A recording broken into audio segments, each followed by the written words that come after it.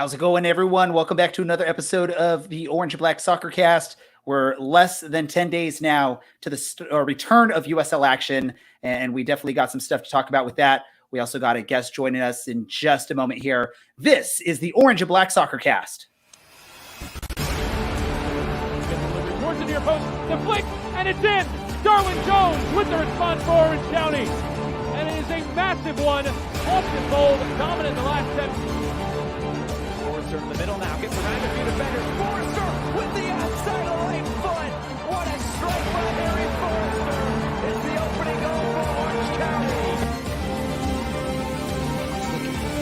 Heads it down, back post, opportunity and a goal! A beautiful goal by Orange County. This is the Orange and Black Soccer Cast, the first and only podcast dedicated to Orange County Soccer Club, its fans, and supporters. Follow us on Twitter at OCSC_SoccerCast or on Facebook at Orange and Black Soccer Cast.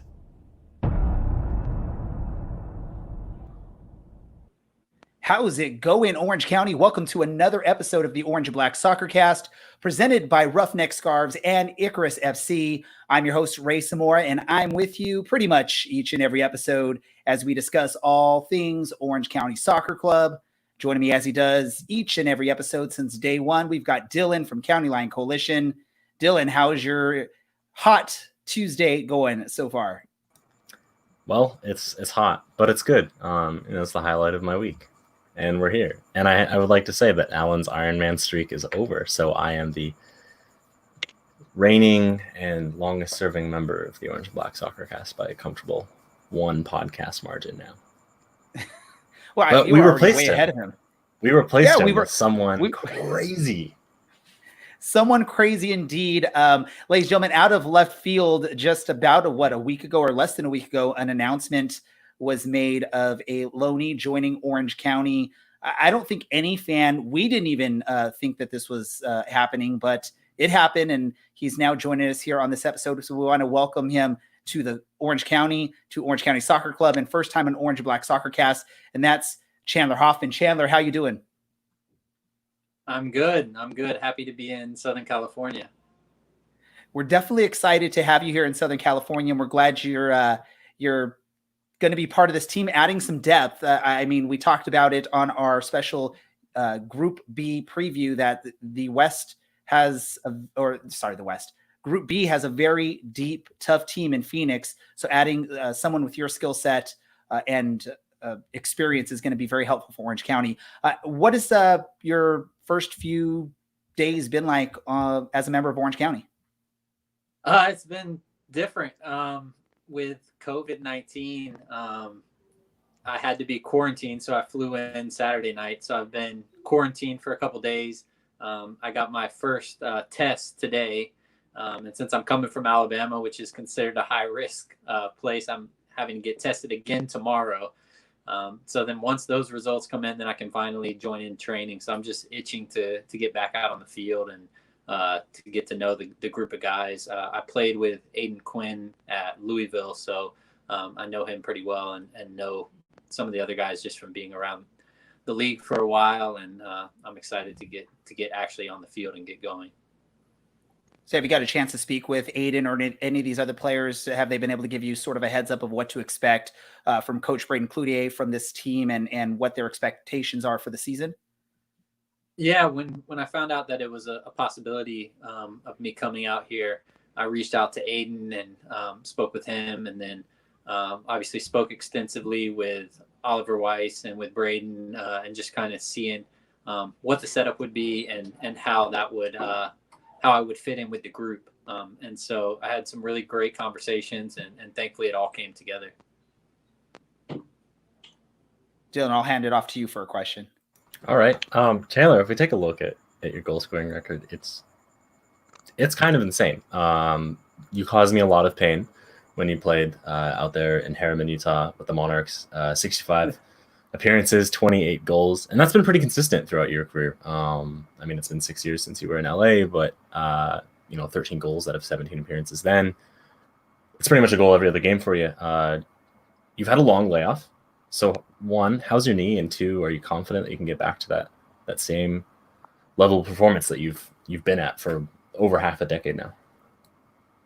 Yeah, I think for me, I'm just excited to get back on there. My knee, when I've been training and in the preseason games before the season was kind of put on a halt, I was feeling really good and starting to get like that game sharpness and match fitness. So I am so ready to get back. And like you were saying, that is my goal, to try to put the ball in the back of the net as much as possible. And so I feel like I still have a lot to offer and a lot left in the tank. So hopefully I'll be scoring a lot of goals this season for us. Let me ask a quick question for you, Chandler. What have you been doing to prepare during this extended break? I know a lot of players have been having to just come up with unique ways of training or at least staying in shape.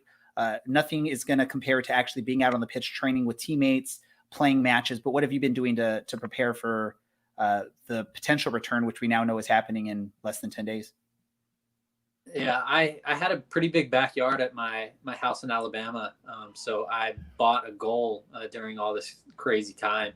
And it was basically me and a bag of balls and the goal in the backyard pretty much 7 days a week.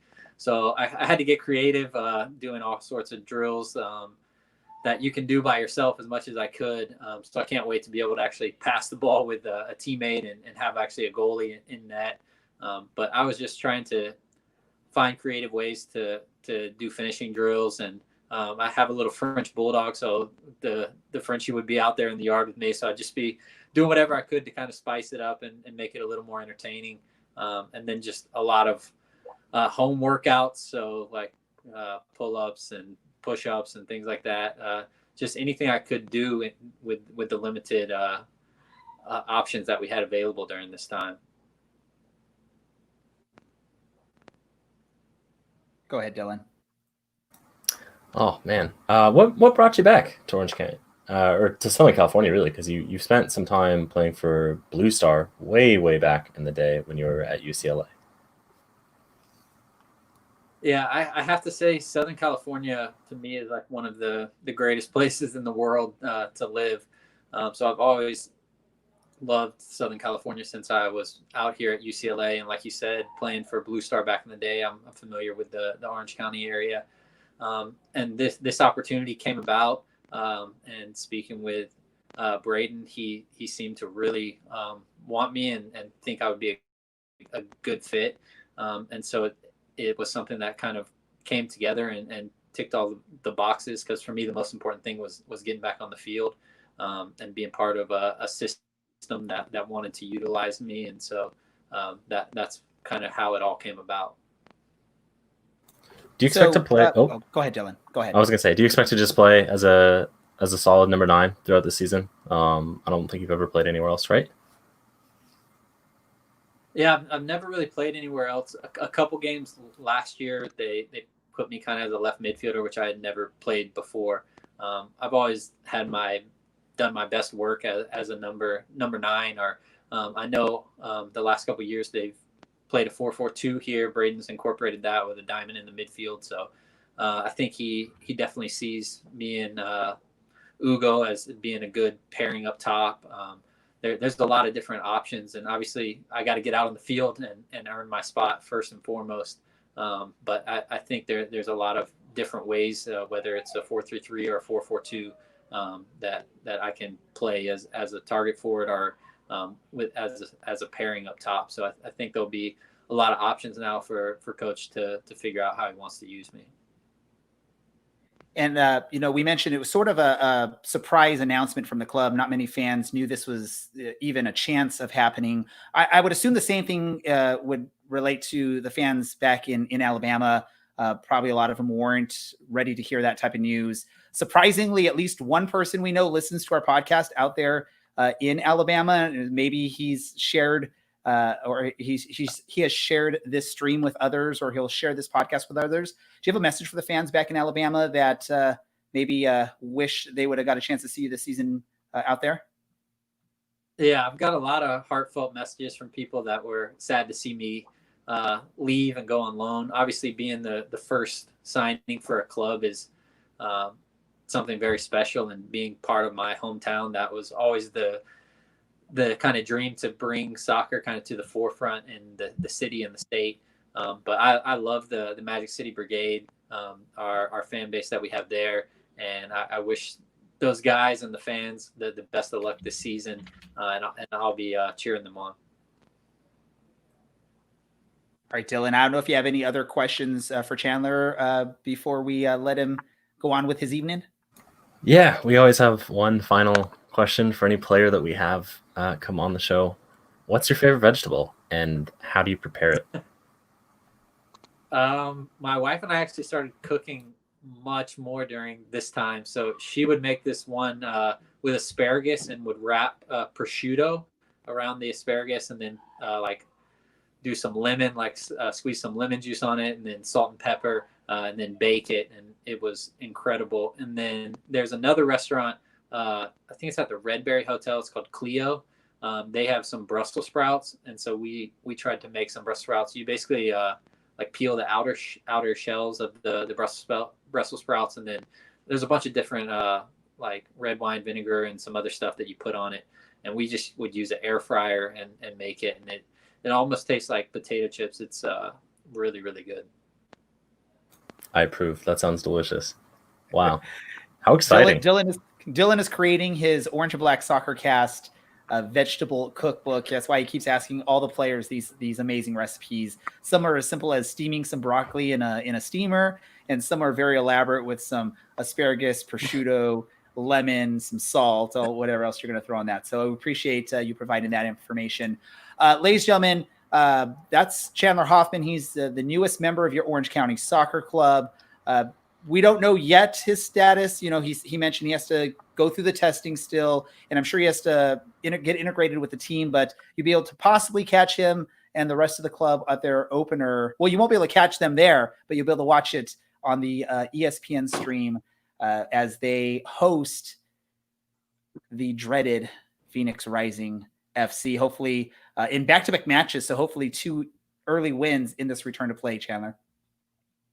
Yes, those would be 2 big results. I think obviously a lot of people think Phoenix is kind of the team to beat. So I think that'd be a big statement if we could get some results the first two games of the restart of the season. So I know I'm ready to get out there. Definitely. We're excited. We're getting ready to watch our favorite team play soccer again, and we're excited to have you be a part of that team. Once again, thank you, Chandler, for taking some time this evening to join us here on our podcast, and best of luck to you in this upcoming season. Thank you, guys. Great to meet you. Perfect. Thank you. Again, that's Chandler Hoffman, the newest member of your Orange County Soccer Club. A surprise signing, Dylan. Were you shocked when you saw that name announced or that social media post? I think it was on Saturday or Friday we saw that, correct? I think it was Friday because we had done the preview the night before. And as soon as they announced that, I went, well, now I'm a little bit higher on Orange County's odds of getting in. I think the road into the playoffs for a Los Dos or a San Diego Loyal just got a little bit more difficult. If you look at the stats that Chandler's put up in the USL since he showed up, it's incredible. And he had the same performance when he was playing at UCLA, which is the one of the premier schools to go to for college soccer, along with like Wake Forest, which is where John Braccaro came from. I guess we could say UC Irvine because they got Rafa Espinosa, of course, Daniel Crisostomo, and Giovanni Ramos-Godoy. Congratulations to him. Actually, he just signed out in Tucson at the League One level. But he's pretty much scored a goal every 160 minutes. And that's been constant through his career. Last year was a little bit of an off year, but it was obviously cut short. And you heard him say it himself. He wasn't always playing as a 9 out in Birmingham. They weren't a team that generated a lot of chances. So I think coming to a side that tends to dominate possession and attack and creates a lot of chances per match, I think he'll do really well. And we'll see a lot of goals from him. Plus, it's good to have more senior experience because right now we have kind of 2 untested youth players, and Ugo are the only proper number 9s that we have. So that'll be a good change and a really good pickup for us. I'm super excited. It blew my mind, really, but I'm thrilled. Yeah, I think the way it went, at least for me to find out, is Alan, I think, sent a text message in our chain saying, what do you guys think of Chandler Hoffman to Orange County? I'm like, is that potentially happening? He's like, it was announced. It I'm happened, like, yeah. wow. I was dropping the ball. It was early in the day. I hadn't yet really gotten to my Twitter mode on that. But I do got to say this on our Group B preview. I sort of forgot all about Ugo when I was mentioning one of the weaknesses is the lack of a backup for Thomason and Volton. I realized that probably sometime the next day, and then the Chandler Hoffman announcement gets made. So I'm like, okay, we went from being a little bit scared of that, because I forgot of someone already on the roster, to now being a potent offensive attack. I mean, you got to also take into consideration with Aiden Quinn in the midfield. He's going to be a big part of trying to help set up Thomas Volton and Ugo and Chandler Hoffman. And then with people like Darwin Jones also on a part of that attack, which, I mean, we forget that dude, that guy was solid the first half of the season, was probably the best player for the first 10 games or so in the season last year. So we know what he could do. It's a tough situation to be in for to be Coach Braden Cloutier, because now he has to basically tell some quality players that they're not going to play in certain matches or they won't start in certain matches. But I guess that's a good difficulty to have if you're a coach on a team contending in a condensed schedule, right, Dylan? Yeah, it is. I'm writing out. He's writing a note. I was thinking writing notes. Yeah, I'm kind of trying to look at what our formation will be. He talked about the 4-4-2 diamond situation that we kind of had towards the second half of last year with with Seaton and Jones up top, and I think that worked well because those two knew each other really well and played off of each other really well. Given the condensed schedule that we have, where it was actually a lot better than I expected it to be with these 16 matches. I thought it was kind of be Saturday, Tuesday for however many weeks that takes to get 8 weeks, right? That would be 16 matches. Throw in 9 because you miss one. I thought that was going to be a big struggle. I think we don't play a 4-4-2 diamond because it's still a pretty condensed schedule. You could probably have, Ugo play an hour, Chandler comes on for 30 minutes, or Diego Lopez comes on for 30 minutes, or vice versa. But there's so much depth at this club right now. We haven't talked about Kevin Coleman at all, but he definitely deserves a chance because he came in very clutch a few times last year, and he came in really strong the second half of the season. So I think we see either a 4-3-3, maybe a 4-2-3-1 kind of situation.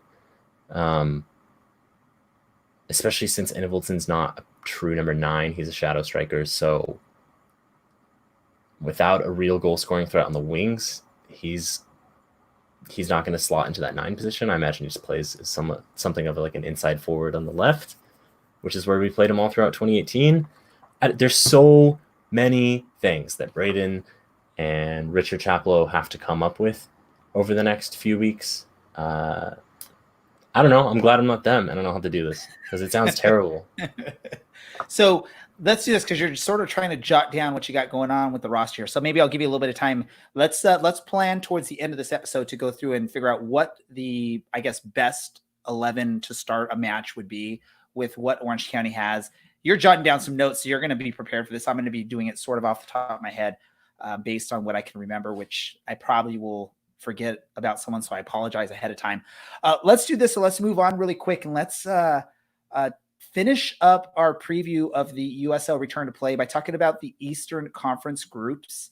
Last episode of our normal podcast episodes, we sort of went through each of the Western Conference groups and made our decision on who we thought would win those groups. So now it's time to look at the Eastern Conference and see what we can figure out or who we think is going to win those groups. I apologize ahead of time if we potentially mess up on this, being the fact is we are primarily a podcast that talks about Western Conference. Am I allowed to do that? I don't know. Let's I don't hope know. not. Sorry, I probably shouldn't have done that. But let's go through this and let's talk about groups. What is it? E through H, I believe. Does that sound right to you, Dylan? Yeah, that sounds right. That sounds Checks right. out. So Group E is going to consist of St. Louis FC, Indy 11, Louisville FC, and Sporting Kansas City 2. Is it me, or did I actually read somewhere that Sporting Kansas City is pretty much playing all their games on the road? I can't remember if that was something I actually read or if that's something I'm just making up as we're talking right now. Did you hear anything on that, Dylan? I don't, but honestly, I don't pay really any attention to that side, which is sad because I think Christian Duke deserves a lot more respect, and his little brother. They're playing together. It's lovely. But I don't know. I don't think it really matters that they play on the road. They bring like 30 people to a home match at Children's Mercy anyway, and they're really bad. I don't know if anyone noticed that, but I mean, Christian Duke's going to do a lot of good for that side, but that side has been truly bad for a couple of years now. And if they're playing teams like Indy 11 and Louisville City, no amount of LIPA FC matches is really going to make a difference there. They're not going through. St. Louis will bottle it as always. I don't know if you wanted a prediction, but they will. They might have 3 points right now and a decent goal difference at +3.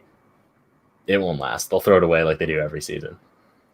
All right, so really quick for you on, I just looked up. This is courtesy of the Blue Testament, which is part of SB Nation. They cover Sporting Kansas City and Sporting Kansas City 2.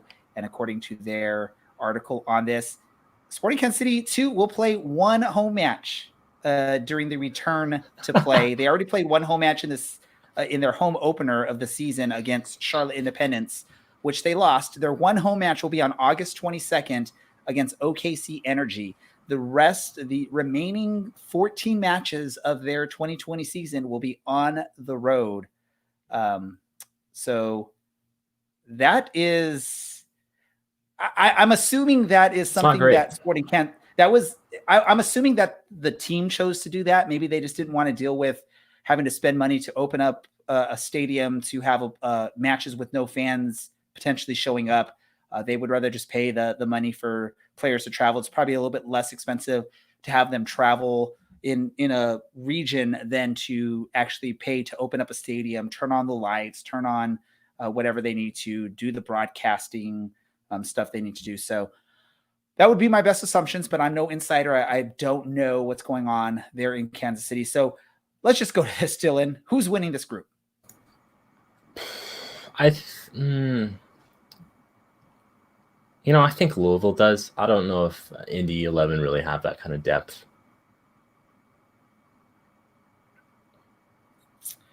Yeah, I'm You actually have to talk now because Alan's out here, so you have to. I know. I actually have to sort of interact more with you guys instead of just leading the conversation, or with you because it's only you that I'm talking with. It's weird. I'm gonna just sort of go against you on this and say Indy 11 just because maybe that's who I want to do it, even though, I'm going to go Indy 11. And all right. Bear in mind, I don't really know these rosters that well, so I'm just sort of going off of what I potentially read or see. Sure. Group F. I don't know, Dylan, if you have the groups in front of you, if you want to read off who's in Group F. Yeah, we got a 5-member group here. We got Philadelphia Union 2, Loudoun United, Pittsburgh, Hartford Athletic, and the New York Red Bulls 2.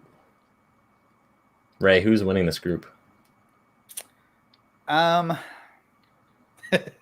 Really, honestly, I it's hard for me to pick on this because I really know nothing about any of these teams other than the fact that I think 3 of them are 2 teams.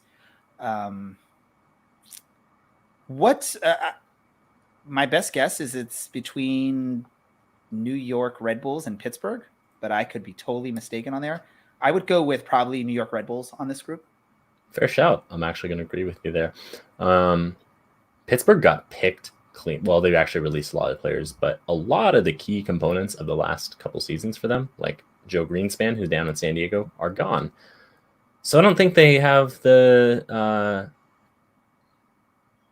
might to kind of get through. Plus, they're usually great because they're defensively solid, and teams can't play defense for the first 2 or 3 months of the season, so they they rack up a lot of points before anyone else can.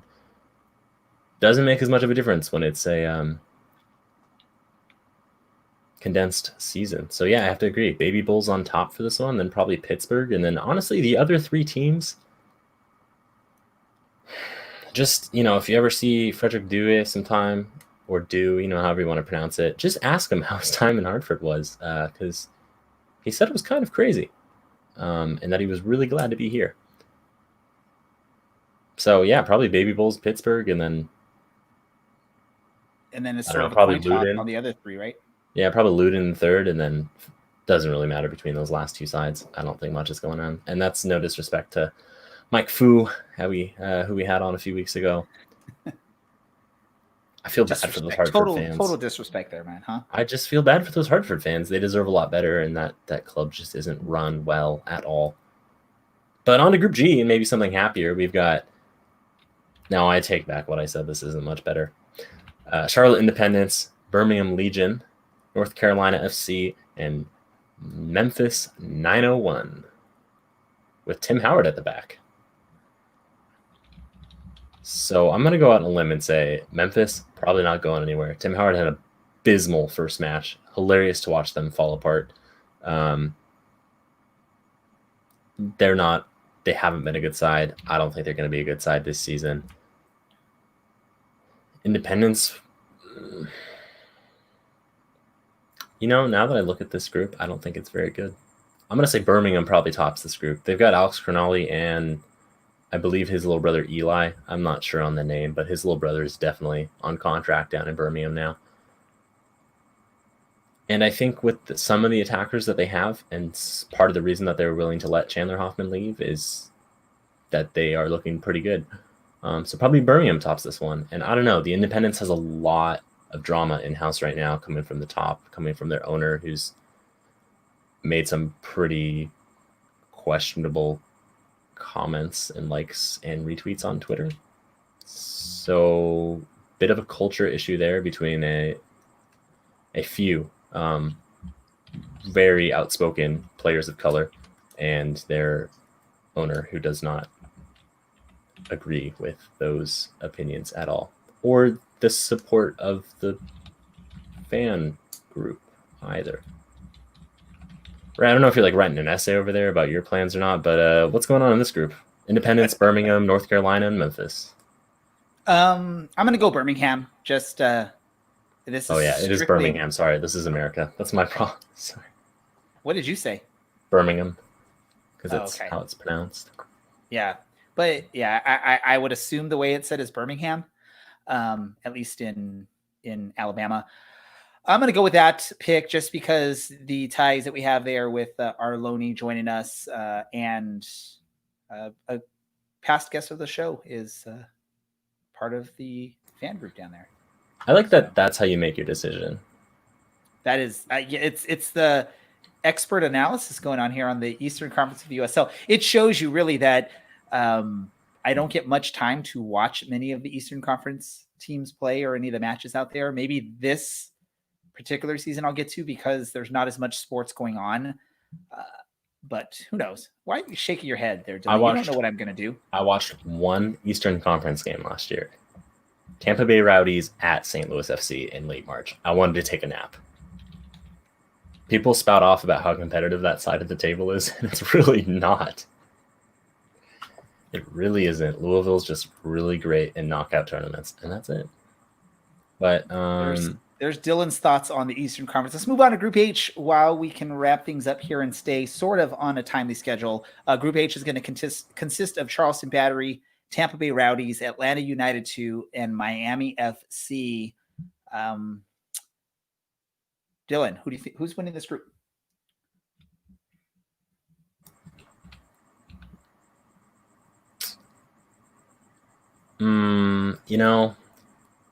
Tampa Bay. I really like them. I really like them under Neil Collins. I think they're a good side, and I think the condensed schedule will kind of help them avoid a slump that they seem to have every year. There's a lot of positive momentum down there in St. Pete. I think they have a good chance. I think Miami will probably be that second side. I mean, they have... No, I don't remember his name. He played at El Paso beforehand, and the Monarchs before that. But he's known a bit as a bit of a locker room cancer, so I don't know how that will deal with a condensed schedule. If he gets unhappy because of match fitness, that could derail that entire club really, really quickly. And then a 2-team and Charleston. I mean, no disrespect to Charleston, but I don't think they really have a shot here. They have a sweet logo, though. So they win in that regard. That's a newer logo, right? They updated their logo, and it became something actually really nice. I agree with you on Tampa Bay. I think they're the best team in this group. I think it's their group to lose, so they have to basically falter in this group to lose it. I don't think. Yeah, that's all I'll say on it. I'm not going to get into crazy analysis because I really can't. I honestly can't. I'm not going to try and fake it. That's good. You have a life, and I actually thought about what these teams' strengths were instead. And someone please let me have a life. Tell me something to do with myself. Oh, well, there you go. So if you want to hear what we had to say about the Western Conference groups, you can go check out our last episode that we recorded a week ago, and we discussed that. Let's move on to some more stuff to discuss. Let's do this because we're going to talk about sort of the best starting 11. I'm going to skip one of our topics. I'm going sort of in the order I tweeted out to you, Dylan, earlier. So let's move on then. Let's just do a quick discussion about the 4th of July Cup that we hosted this past weekend. Yours truly made it to the final match and then got just sort of taught a lesson from Jeremiah Ramos, who I think many of us probably could have expected, except for the fact that I actually put up a good match against Jeremiah Ramos on the regular season of the EUSL, but he just sort of destroyed me in the final. As we mentioned, anyone that followed that tournament, our podcast was going to basically donate, make a $50 donation in the name of the winner of the tournament to a charity of their choice. So Jeremiah got to pick the charity that he was going to have us donate to in his name. And he picked the Hispanic Heritage Foundation. I don't know if Dylan, if you're familiar with the Hispanic Heritage Foundation, but just off of their website, the first message on there is, by giving to the Hispanic Heritage Foundation, you are strengthening the Hispanic community. Your generosity funds our Latinos on fast track programs like Code as a Second Language, Youth Awards, STEM Symposia, Hispanic Heritage Awards, Loft Source, and more. And then they put on there, we need your support. So the Orange and Black Soccer Cast is going to make a donation of $50 in Jeremiah's name to that charity. If you wish to help that charity as well, you can do so. We've got, if you're watching the live stream, the information is at the bottom of the screen. If you're listening on the podcast, you could just go into your favorite web browser and type in hispanicheritage.org/donate to donate to their group. Dylan, had you ever heard of Hispanic Heritage Foundation before Jeremiah recommended it? No, not until I got the text that is what he had chosen. And then I went and looked at it, and they actually do a lot of kind of trying to level that playing field and introduce some equity into the Latinx community, providing the opportunities that, like, more affluent and especially that white kids would have. So, that's awesome. As long as it wasn't going to be like a hate group or something, that's cool. I think I would have had to veto it if I'm getting a message that we're going to make a donation to some sort of hate group. It's Orange County, but we're not that Orange County. Come on. In the end, when I decided, since we sort of put this tournament together, or at least I put the tournament together, I sort of threw it all together. I broadcasted it. I got Dylan and Alan to call the matches, which was pretty darn cool. I decided we would, make a donation to a good cause, and definitely this is a good cause. Although I do not look like it, I am a Hispanic, so it's something that is an amazing thing, and especially like Dylan said, it's giving opportunities to people who may not have those opportunities based solely on social status, skin color, heritage, and whatnot. So it's definitely something that we want to support and help those that could use that help in those situations. So thank you, Jeremiah, for participating in the tournament. Thanks to all the tournament participants. There was 8 of us. Thanks to everyone who did it. It was amazing job by each and every one of those participants to actually show up and play their matches on time. I was a little scared when I put this all together that people weren't going to show up, or they were going to rage quit, or they were going to just sort of show up when they wanted to, because I put a tight schedule to everyone. I said, you got to be here for this game, this game, this game at this time. I'm sure Dylan and Alan both appreciated that as well, because they didn't have to sit around and wait for people. They got to just call back to back games. I think I got that right. 6 in a row there. 6. Yeah, it was exhausting, but I was really glad no one was like 40 minutes to an hour and 14 minutes late, like someone else happened to be. Really, I'm not bitter or anything, but I would have lost my mind. And thanks to anyone that actually tuned in to watch those matches. It was good to see numbers popping up, indicators of people actually watching, commenting. Wow, especially I know on the final there was some comments. Dylan and Alan were reading through those as we were playing.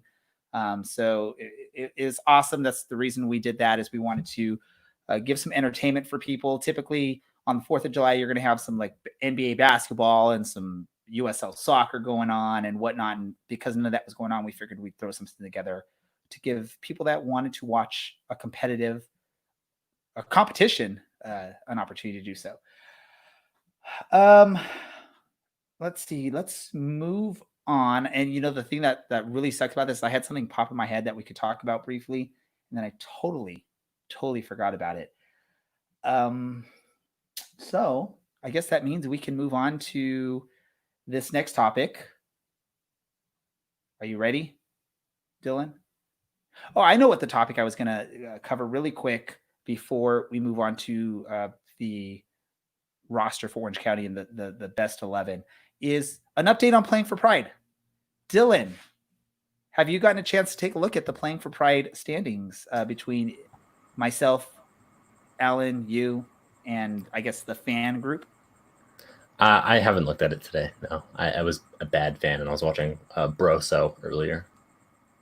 So as it stands, at least when I checked right before this episode began, I am in the lead with 17 points. Dylan is in second with 13, and Alan has 10 points. I don't know if it's been updated 100%. I just went off of what the list had when I checked right before the podcast. So if I'm incorrect on that, I apologize to Dylan and Alan for not doing my total homework on that, but that's what at least our spreadsheet shows for that. So maybe I'm going for 2 in a row for Playing for Pride competitions on the Orange Black Soccer Cast. Dylan is like focusing on these roster depth I charts don't that mess he's putting around. together. You guys want to know why I'm so good at Football Manager? Because I waste all my time doing this. He's like Doesn't going and change like here. jotting down stats and height and speed time. I'm trying to figure out like who 40 would be times. better here, or is this the best formation? Orange County, hit me up. I could coach. I mean, Rick Shantz has like a C-level license, and he's doing great over in Phoenix. So anything's possible. Just saying. Do you have a C-level license? No, Okay, well then, really, I'm not asking to be the head coach. Hey, I like Braden. I specifically said last year when we were in a really bad run of form that we should stick with him, and he turned it around, and we made the playoffs. He did. Well, let's do this then. What do you want to do first, Dylan? Do you want to do the best 11, or do you want to go into who's going to be the leading goal scorer for the team in this condensed return to play season? I have a question for you, and then the inverse order of what you mentioned. Are we going to make it to August in the USL? Yes or no? Keep in mind that we play Phoenix twice, and I believe currently they have 8 positive tests. 8. With 1 player showing mild symptoms. We don't know who these players are, and they have a right to their privacy, and it's terrible, and I feel bad that they are sick, but they are COVID positive, and they all live together. Well, most of them. So it is worrying. Oh, and 5 of them have returned to training. It's definitely worrisome. So far, I believe Orange County hasn't had any positive tests, at least that have been announced. And the fact that we're playing Phoenix to start the season potentially opens some of that up. I'm hoping that regardless of the team's potential of winning a championship for 2020, I'm hoping that the teams are responsible enough that if there's anyone that is potentially contagious or going to spread the virus, that they will leave them off the pitch for those matches. Now, that's being very hopeful, knowing just what we know from society in general, how there are some people that choose to take it as a hoax and some that are taking it seriously and really doing their best to social distance, wear masks and whatnot. So just with what we know from that, we know that there's probably going to be some teams that are going to have their ultra competitiveness on display, and they're going to do whatever it takes to win matches instead of worrying about health and safety. I'm hoping we see little of that, but that's me being realistic, is that we're going to potentially see something like that happen. Hopefully it doesn't impact Orange County Soccer Club, because it would suck to see some of our players have to miss matches because other teams potentially don't do their best for the league. But we'll have to see when that happens. What do you think? What are your thoughts on it, Dylan? I'm very hopeful that we will make it to the season. Now, I'm also very realistic that probably at some point during this season, we're going to have to sit a couple players because of potential of this virus hitting the team. What are your thoughts, Dylan? I don't think we make it to August. So you're thinking at some point the whole team is going to have to like forfeit matches, or you think the league's going to shut down? I think the league will have to shut down matches, because even if you had 8 positive tests, unless those 8 guys all happen to live in the same apartment and they've had no contact with other teammates, that's really, really worrying. Orange County today reported a fraction over 8,000 tests that were done, and over 1,000 of those were positive cases. Dudes that are making $24,000 a year, $30,000 a year, they're not able to Postmate all their meals. They're not able to, whatever that other app is where you like pay people to go grocery shopping for you. I don't remember. They don't deserve a shout out. They can't afford to be doing this on a regular basis. There's so many variables to go into this, right? Even if it was just the players, they can only talk to each other now, which is great. Issues will be resolved faster if they're constantly in contact, and other issues will pop up, but you'll have a really great team identity. But you have technical staff, and you have technical staff that have children and families, and where are they going? And they also need to go out to get food, and they also don't live in the same place that the players live. So all of a sudden you have all of these issues arise, and it's really likely that accidentally, guys are going to get sick, and that sucks. But I can't see us making it really past, especially when we play a team that has 8 current cases twice to open up the season. And then you have San Diego Loyal going up to Utah, where they're going to let them play in front of fans, and Louisville's letting fans into the stadium. I said this last week. It takes one idiot. Well, actually, it's not an idiot. It would be a very evil decision to like spit at a player because you're frustrated with how a match is going, and you have 2 brain cells working overtime, and everything's done because it's just not safe. And if you have some teams with fans and some without, it doesn't even matter at that point. It's so unsafe. So I feel bad for the players. I'm glad we've come to something to try and get them not to, waste a year of their careers. But I really just hope that they're safe more than anything else. And especially for the staff, people that work in sports that are hurting right now. I mean, look at almost every USL team took a loan from the federal government, probably rightfully so, because that's a much better situation than having to shut shop or having to lay off most of your staff for a long period of time. So it's really messy. From what I know, I believe the teams have a very strict bubble of like 35 people that can sort of basically interact as a team. Everyone else has to sort of social distance, stay away. But like Dylan said, yeah, that doesn't mean that families that are involved with maybe some of the players or the staff that are as part of that bubble or that are included in that bubble won't impact things there. Let's do this then. If the season happens, who's going to be the leading scorer for Orange County, Dylan? Thomason. Yeah, I'm gonna have to agree with you on that one. Nothing against Ugo or Chandler Hoffman or even like a Darwin Jones. Thomason of Olsen has done it in the past for Orange County, and it's not like it was under a different coach. It's the same coach, so there's still some of those players that were part of that run that Thomason of Olsen had a couple of seasons ago, like an Aiden Quinn and a Darwin Jones for half of that season. So. It's not like Thomason of Olsen's coming back to Orange County with no knowledge of the coaching staff, their game plans or strategies, and some of the players. That he's coming into a familiar situation. He should be able to hopefully replicate what he did 2 seasons ago. All right, Dylan, the big moment. We got to go through and figure out the best 11 for Orange County. Let me ask you this: what you're doing all your homework? What's the formation that you're thinking is the best option for Orange County? You have no idea. I was gonna do 3. I was gonna do how we'd set up as a 4-3-3. Dude, this is only a 1-hour podcast, Dylan. We can't go for like another 2 hours. Yeah, I was just gonna quickly go, but I was gonna set us up as a 4-3-3 and a 4-4-2 diamond, which is like a 4-1-2-1-2 if you look at it that way. And then I was going to look at it as a 4-2-3-1, and I think 4-2-3-1 is the most likely. We have a really deep midfield, and we also have 5 forwards on our team. But we only have 1 right winger in Darwin Jones. That is what I looked at, and I realized maybe Diego Lopez can play on the right wing, and I think he's played on the wing for us in friendlies.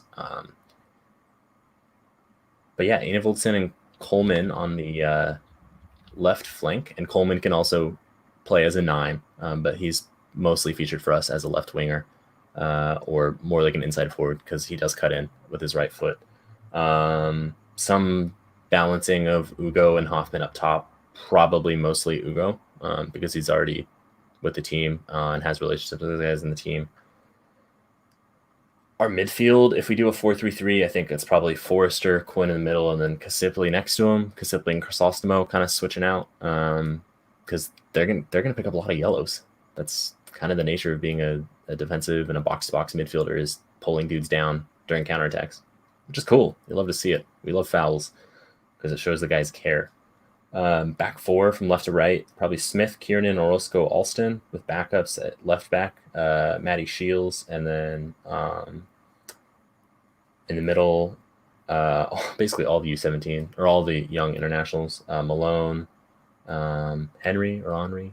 I think it's Henry, right? Is that what we just decided? I think it's Henry.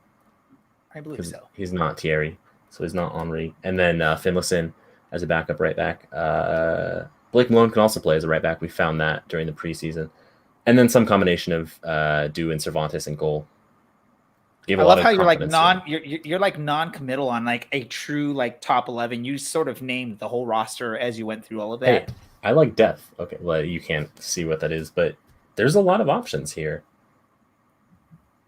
All right, so let me go through really quick. I'm just looking at the roster. This is what my 11 would be, right? It would be Aaron Cervantes in goal, Kevin Alston, Michael Orozco, Rob Kiernan, and Nathan Smith on the back 4. In the midfield, I agree with what you said in the midfield of having some sort of combination of Aiden Quinn, Harry Forrester, and Seth Kasipli. And then up top, you would have a combination of Enevoldsen, Ugo, and DJ. That would be the 11 that I would say are the top 11 for this roster. But that's like ignoring Brian Olowski, who has a lot of UXL experience on like bad USL teams, and he's actually put up really good stats. That's ignoring Francis Jacobs, who is going to get a shot, He's going to get a shot, and maybe by the end of the season, those players will have proven me wrong, and they will move ahead of someone. But as of right now, heading into the restart, if I was picking my starting 11 for the first match of this restart against Phoenix, that's who I would go with, and that would be my top starting 11 as of right now. From what I know of what I've seen with the players, I haven't seen them in practice, so maybe someone like Francis Jacobs. Or someone else has proven themselves in practice, and we might see that. But from what I've seen as a fan, heading into the season, preseason, first match of the season, that would be my starting 11 for the return to play. Right. And then you ignore Cammie Palmer, who's like the highest rated Rangers prospect that we've got, and he's highly spoken of at Partick as well. Again, people would come in off the bench. I'm just picking the 11 that I would say are the starting 11 for me. Oh, yeah. No, it's fair. I'm just saying, like, look at how deep our team is.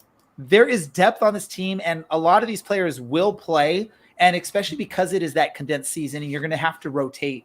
You're not going to be able to go with your top 11 every single week. You're going to have to rotate in and out all these positions, and so you're going to see even at goalie, you're going to see rotations at goalie because of this condensed season. And luckily, Orange County has two proven starter USL goalies on the roster. Really good goalies. Yeah. Yes. So we can rotate all around the pitch.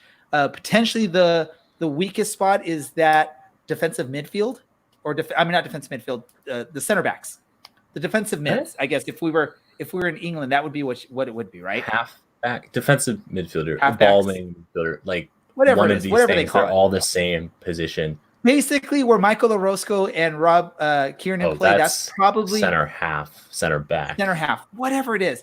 That's probably what I would say is the weakest spot of the pitch, in my opinion. That's my opinion, man. You can shake your head all you want, Dylan. Nope. We don't have a Christian Duke. Danny Chrysostom can play there. He proved himself last year that he can play there, but he's going to pick up a lot of yellow cards. I don't think we can force Seth Kasipli to play that. Aiden Quinn does well back there, but I think then Aiden Quinn can go back there too. But then we ignore his playmaking capabilities. We're just like, all right, Aiden, ping a ball, and he can do it. But then it's like, we're not building up the way we should. And we saw that when we did that 4-2-3-1 last year. Like, you saw that in Colorado Springs. Like, we won the match 2-1, but Aiden was so far back next to Liam Trotter for like 2 months into the season, and we just suffered as a result. We have one right winger. It's worrying. Oh, and he plays really hard too. So, like, he gets knocked up a lot. He gets fouled a lot. Takes tumbles. But that could potentially be where you're bringing in someone like a Chandler Hoffman, because then you can maybe utilize. You're gonna have like a rotation of like 4 or 5 players. They're gonna just sort of rotate around there. None of them are going to be as natural at the right wing as Darwin Jones is, but you can move Enna Voltson out to the right side instead of the left side if you have to in a pinch. I'm going to expect, or even like a Harry Forrester potentially up there as well. Hey, the big lesson to learn from all this is there's going to be some heavy rotations throughout the season. We're going to see some players playing maybe in positions that aren't their natural or best position, but part of being on a team in this environment for the USL is you're going to have to be flexible. And again, luckily Orange County has some flexibility and they have some depth on their roster, which is going to help them at least secure a playoff spot in Group B. If not, push Phoenix to potentially win the group. Yeah, I think especially at this level, you have to be very flexible. And almost if you're a backup player right now, you're probably, assuming the season actually continues, you're probably pretty happy because you'll get your chance. A team could go on like a 9-game winning streak, but they're not going to play the same starting 11 for those 9 matches. That's 800 minutes. That's twice a week. That's a lot of time to be 180 minutes twice a week. So you'll get your chance. And Braden and Richard Chaplow, the whole technical staff, if we lose every match this season, they will have still earned their money because they have such a headache. And I'm sure the last 2 months they've been figuring out exactly how to do this. Insanity. Just, there's so many options for this team right now, and it sucks. Right now, if you're Darwin Jones, you're like, cool, I basically have no backup, so I know I'm going to have an important role here, but wow. The good thing what is a that season. pretty much everyone's going to have a role to play on this roster, even players like the Lonies from Rangers, Francis Jacobs, Kobe on defense. I think it's Henry. I'm going to look at the press release. I'm just going to say Kobe. I mean, just because, hey, we're in Southern California. That's just sort of a thing in Southern California is to say Kobe. So we could just say that with him as well. Look at this. We don't have Alan on the podcast, and we go well beyond what we probably were thinking we would go for a episode today. We talked about good stuff. But hey, we did this. Here's the thing is we actually had stuff to talk about today and only spent like a couple minutes on video game soccer. The rest of it was actual soccer to talk about, which is pretty darn cool. Look at us go. Look at us go. Who would have thought?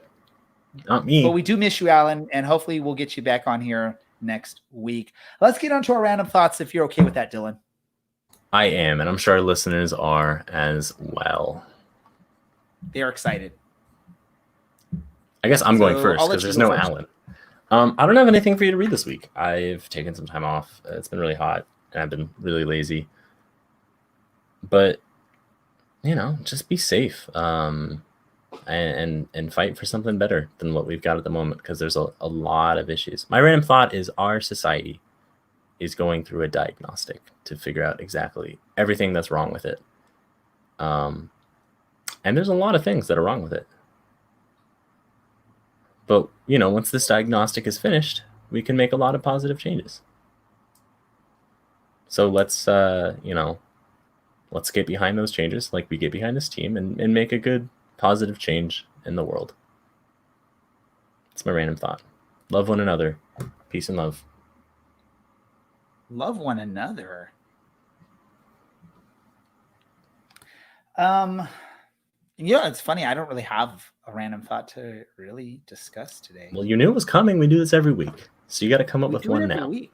Should I read a poem or something so you have a minute to think about it? Or yeah. Random thought. Enjoy or be happy, everyone. Wow. Random thought of the day. Yes. Dylan, where can our listeners follow you to hear more of your amazing thoughts? I don't know if I'd call them amazing, but you can find... For those listening on the podcast, you can't just point at your... I know. I was about to say it. I was just trying to figure out where it was first. I don't know if they're amazing thoughts, but you can find them at Twitter. Or you can find them on Twitter at OCSE_Dylan, on Reddit /u/OCSE_Dylan, or at eldonnews.org under the byline Dylan Allen, or on our website, OCSEpodcast.com. What about you, Ray? Where can people find you on the internet? You could find me just like you did. There you go, right there. At DJ Ray Samora on Twitter. You can also find the podcast on Twitter at OCSE_SoccerCast. You can find the podcast on Facebook by just looking for Orange and Black SoccerCast. We're the only one. You can also find us on Pinterest, Instagram, or go to our website, OCSEpodcast.com, to listen to any of our episodes, including this one once we release it in podcast form. Oh, wow, look at we have someone that joined us for Random Thoughts. Welcome, Andy. If you have a random thought, send us a message on here and we'll share it with everyone. Let's see. What was I at? Where was I at? Oh, I want to thank all of our listeners that listen whenever they get a chance to listen to our podcast, whether it's live with us on YouTube, Facebook, Periscope, Twitch, where we broadcast live every Tuesday at 8:30. Or if you listen in podcast form, Pacific. If you listen in podcast form, we appreciate that as well. I want to thank those listeners for doing so. I want to thank Dylan. I want to thank Chandler Hoffman for jumping on our podcast earlier on today. If you missed it, go check it out. A great interview with him, and we're excited to have him on board with Orange County. I got to say this for Dylan and Alan, who is not here tonight, but he is definitely part of our team. This is the Orange and Black Soccer Cast, and we are out. And now time for some promo reads. Thanks to our sponsor, Roughneck Scarves, the official scarf supplier of MLS, USL, and US Soccer. Get custom scarves for your group or team at roughneckscarves.com. And also tired of the same old uniforms. I wanted to do this one. Oh, go for it. I don't even know it, but oh, I can read that. Yeah. Tired of the same old uniforms and cookie cutter templates from Nike and Adidas? Looking for a unique, completely custom kit for your youth club, Sunday League squad, adult, or even pro team? Icarus FC can help you create the kit of your dreams at an affordable price. Let them help you design your custom kit today at IcarusFC.com. Perfect. Ladies and gentlemen, thanks for listening, and we will see you next week. Oh, we got to wave bye, I think. Oh, yeah, that's how this works. That's how we end it. Bye, everyone. Why does it take so long?